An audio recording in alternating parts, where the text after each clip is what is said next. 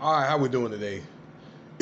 Stuff like this is like just jumps out. It just makes me want to shake my head. As much as I want to say it's unreasonable, okay, but it's kind of like a double-edged sword. But you have to look at the signs of the times that we're going through right now, though, folks. Okay, they're brothers. All right, all men, but particularly people that look like me. I mean, I saw it, but I need to get a chance to either to look at it in detail. So I want to talk about this player fraud, okay? And I understand now the magnitude of it. After I see articles that just keep popping up, I saw an article on World Star, Good Morning America, Fox, you name it, it's all over the news. 18 NBA players, okay, were collectively arrested and charged for fraud scheme of a total purse of $4 million in fraudulent insurance claims in the NBA. These claims, they range from about $50,000 to something like $250,000 for individual claims of false invoices, okay, of work that has not been done. Work like chiropractor work, okay, that's basically your back, dental, and podiatry, and maybe other types of services, they call specialty services, that is.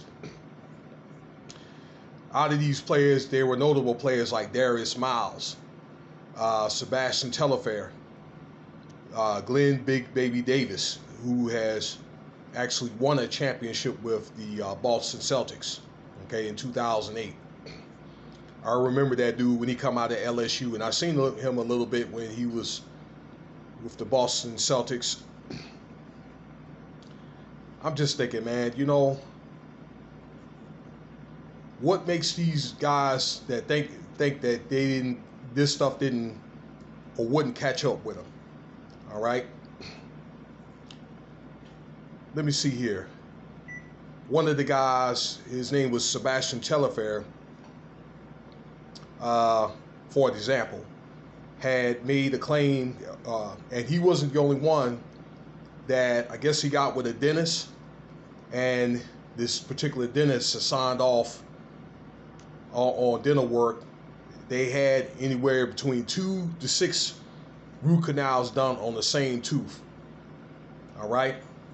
And after further investigation from the FBI, come to find out they were playing basketball somewhere, all right, overseas or in the NBA game when this stuff was going on.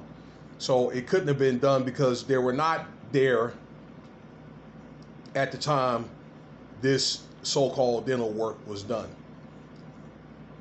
Now, all right, I want to call out two sides of the story. Between these 18 players, all right, they probably made $1 billion in salaries. Okay, I'm almost willing to bet. Plus all those ticket sales, all those games that they played to bring in all that money for people. All right, and they probably just couldn't work a deal to where they could just pay the money back if they have the money.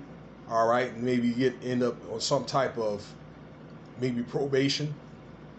Okay, why this just couldn't be something that the NBA could just, kind of like retroactively take out, all right, for what they've done in the past. Why does this even have to go that high, okay, to the FBI? But at the same time, all right, these guys probably didn't think that what they did was going to catch up with them, all right? So I guess maybe it got to a point to where the NBA wanted to audit, okay?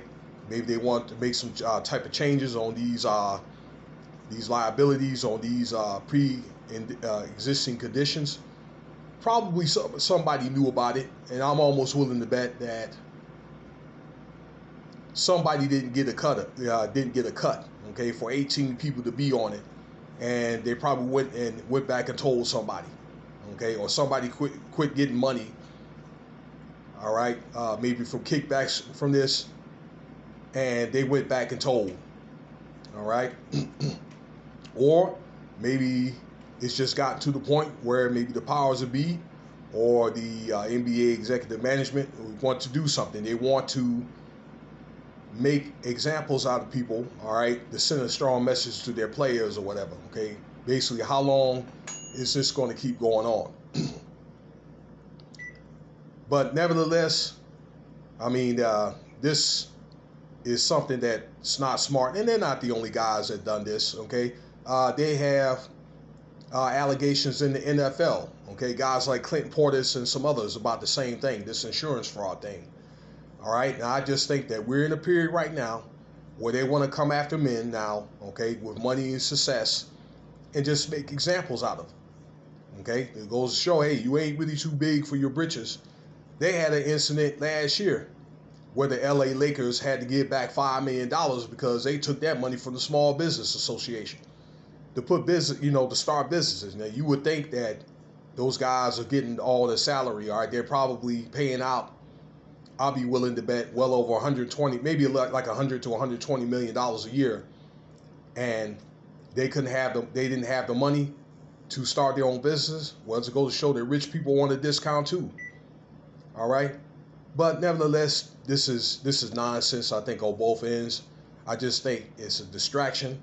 I believe it's something that's souped up to be bigger than what it is, but it's just a sign that guys that are into this stuff, okay, you better tighten up your shot group. That's all I can say. This goes for anybody that has money or success.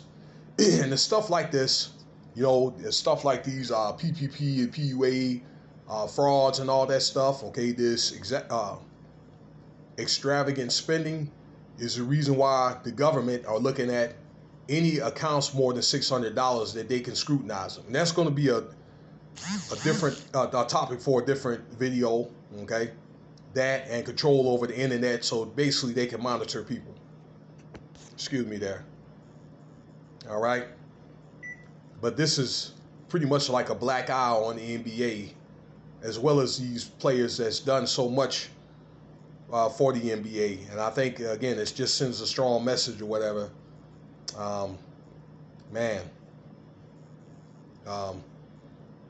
I do think that pretty much this is a wake-up call moving forward for people that want to try to maybe defraud the insurance or maybe try to get over in the NBA, that there's ways of this stuff coming to light. There's something to stimulate thought.